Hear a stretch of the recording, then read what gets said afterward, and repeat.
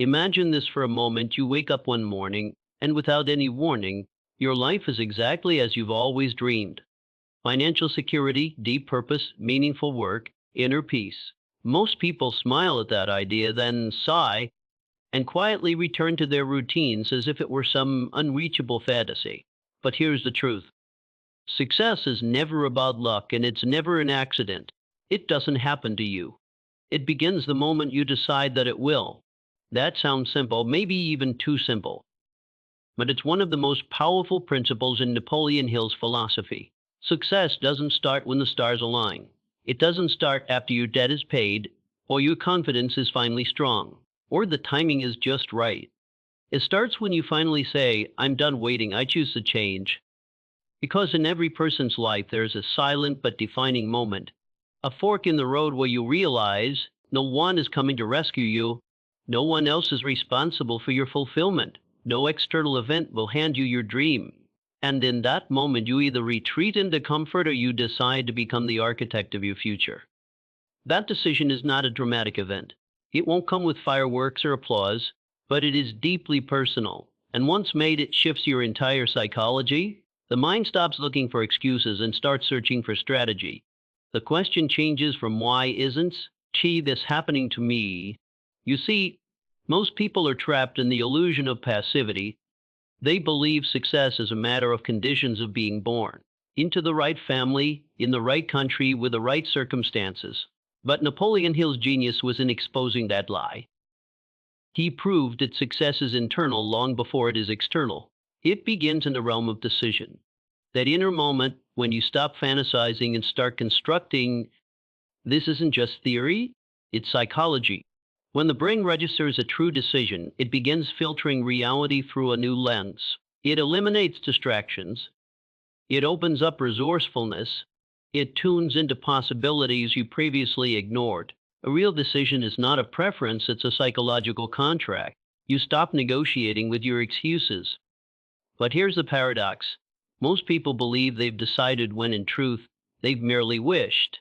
They've hoped, they've visualized, they've journaled, but they haven't committed because commitment shows up in behavior, not in mood. And until your habits change, your life won't. Success begins the moment you stop treating it as a possibility and start treating it as a duty. That's a decision not just to want success, but to demand it from yourself. To say, I am no longer available for mediocrity. That statement, internal and quiet as it may be, is the spark that ignites transformation. Everything else, planning, learning, failing, recovering, all of that comes later. But the seed, the core, the foundation is that internal shift. When you own your life, without that, every technique is wasted with it. Every obstacle becomes fuel. So the next time you catch yourself drifting in dreamland, imagining what success might feel like one day, stop and ask a better question. When will you decide that it starts today? Because until you decide, nothing changes. And once you do, everything does. If decision is the spark that ignites success, then clarity of desire is the flame that sustains it. You see, it's not enough to say you want success. You must know exactly what success means to you. And I don't mean vague ideas like happiness or freedom. I mean specific, concrete time, vividly defined outcomes that stir your blood and command your focus. Napoleon Hill called this a definiteness of purpose. It's the difference between a wandering generality and a meaningful specific. When you know what you truly want, clearly, emotionally, and undeniably, you activate a force within you that begins shaping your decisions, your habits, your mindset, and even your environment. Clarity becomes gravity. It pulls results toward you because it aligns your internal world with your external pursuits. The tragedy is most people never take the time to ask what they truly want. They chase goals that others handed them, status, wealth, approval, without ever questioning whether those things align with their soul.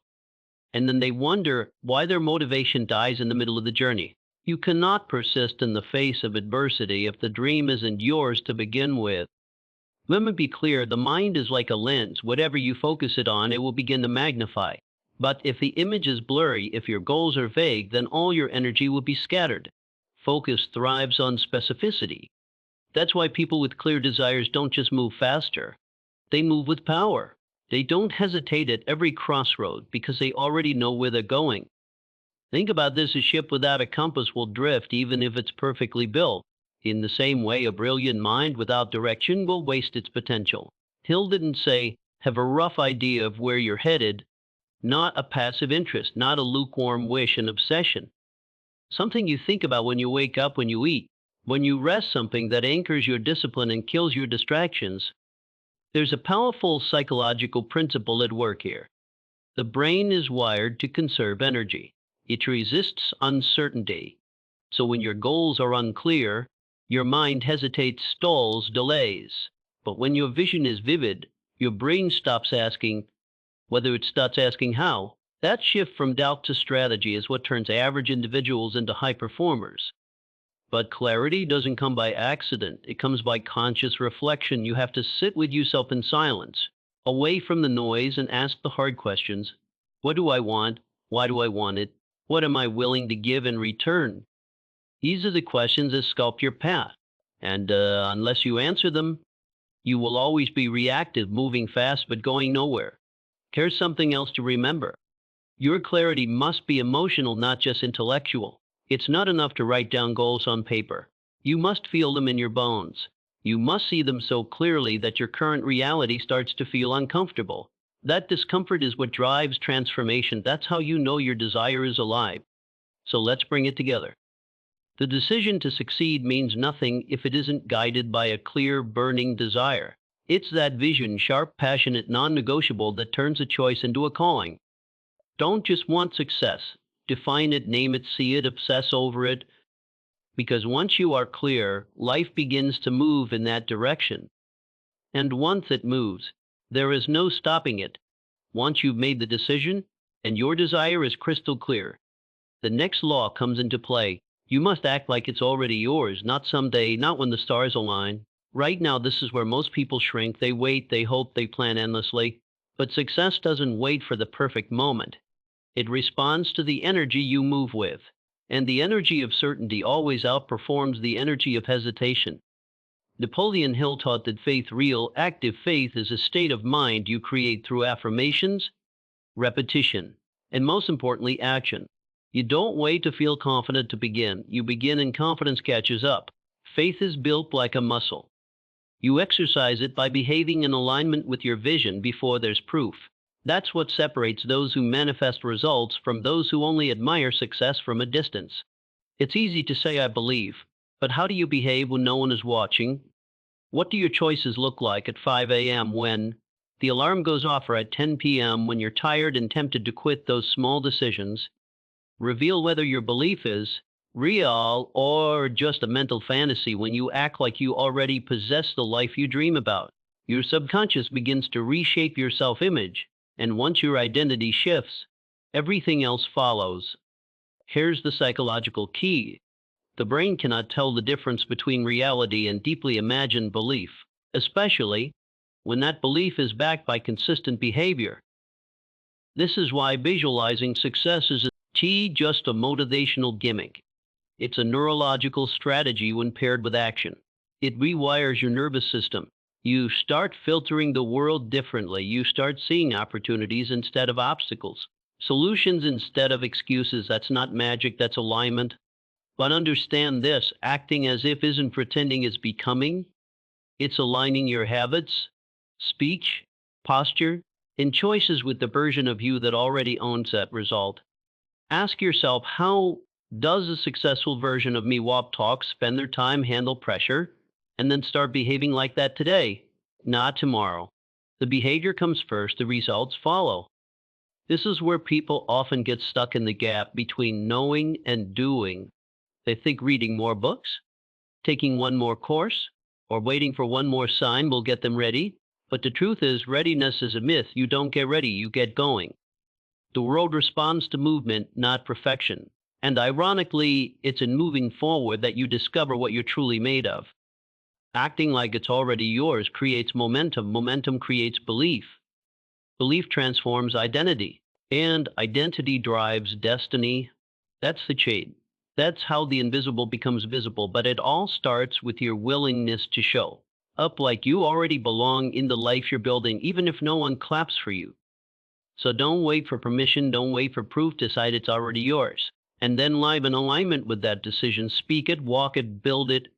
It's until it manifests in the physical. Because reality doesn't bend for the hesitant, it bends for the bold. Once you've made the decision, clarified the desire, and begun acting in alignment with the outcome you want, there is still one bridge you must cross to truly turn that decision into a lived reality discipline over time. This is where most people quietly slip off the path, not because they lack the will, not because the dream wasn't real, but because they confuse intensity with consistency. You see, anyone can start. Starting is seductive, it feels good, but the real question is, can you stay the course when it stops being exciting? Can you remain committed when the applause fades, when results are slow, when doubt starts whispering that maybe you're not built for this? Napoleon Hill wrote that persistence is to the character of man as carbon is to steel. Think about that: steel is not born strong, it's forged through time, heat, and pressure. The same is true for successful people. They are not simply more talented or more gifted. They are more stubborn, more resolved. They continue long after the mood has left them. That's discipline. Now let's get psychological for a moment. The subconscious mind does not respond well to chaos. It needs structure, repetition, and emotional clarity. Every time you follow through on a commitment, especially when you don't feel like it, you send a message to your subconscious: I am the kind of person who follows through. Over time, this identity hardens and eventually it becomes your baseline. You stop negotiating with yourself. Discipline stops being a struggle and becomes your standard. But this requires patience. And patience in today's world is rare. We've been conditioned to expect speed, immediate results, one click success. But real success, meaningful success, takes time. It requires you to outlast your former self. It demands that you give up the fantasy of instant gratification and fall in love with the quiet invisible progress of daily discipline. And let me be very clear. Discipline does not mean punishment. It means loyalty to what you said you wanted. Even after the emotions have faded, discipline is a form of self-respect. It's not rigid or harsh. It's grounded, calm, focused. It doesn't need fireworks. It doesn't chase praise. It just does the work again and again until the results catch up. This is why the most successful people seem almost boring to outsiders. Their lives are systems, routines, habits. But don't mistake consistency for lack of power. What looks repetitive on the surface is actually the foundation of extraordinary results beneath it. Brick by brick, day by day, the invisible becomes undeniable. And if you're wondering how to build that level of discipline, the answer is simpler than you think. Start small and never stop. Do not aim for perfection, aim for consistency. A single step taken daily is more powerful than 100 taken once a year. The mind respects rhythm. Build it, protect it, and let your standards rise naturally as your identity evolves. So, if success is a decision, and I truly believe it is, then discipline is the proof that you've made it. Without discipline, a decision is just a wish, but with it, that same decision becomes your future. Remember this: you don't need more motivation, you need more movement. And movement, repeated, becomes mastery. There's a moment in every journey after the decision has been made, after the desire has been clarified, after the action has been taken, and the discipline applied, where everything still feels uncertain. You've been doing the work, you've been showing up, and yet the results haven't arrived. It's in this space that the fifth and final truth emerges. Faith must carry what logic cannot yet prove. Napoleon Hill emphasized this principle more than any other. In Think and Grow Rich, he didn't just talk about desire or planning or persistence. He insisted on the power of belief, of unwavering faith, not as a passive wish, but as a psychological force that commands the subconscious to bend reality toward your vision. Let's be clear. This isn't about blind optimism. It's not about hoping that success falls into your lap. It's about understanding the nature of reality itself. How thoughts, when repeated with emotion and conviction, shape perception, behavior, and eventually outcome. Hill called faith the eternal elixir which gives life power. and action to the impulse of thought. In other words, without belief, your decision has no soul. This is why so many fail quietly. They act, yes, they follow steps, yes, but somewhere deep inside, they are waiting for permission to truly believe. They are waiting for signs, waiting for proof, and so they never fully commit. They hedge, they second guess, then eventually they turn back thinking the dream was not meant for them, when in truth, they simply refuse to trust what hadn't yet shown itself.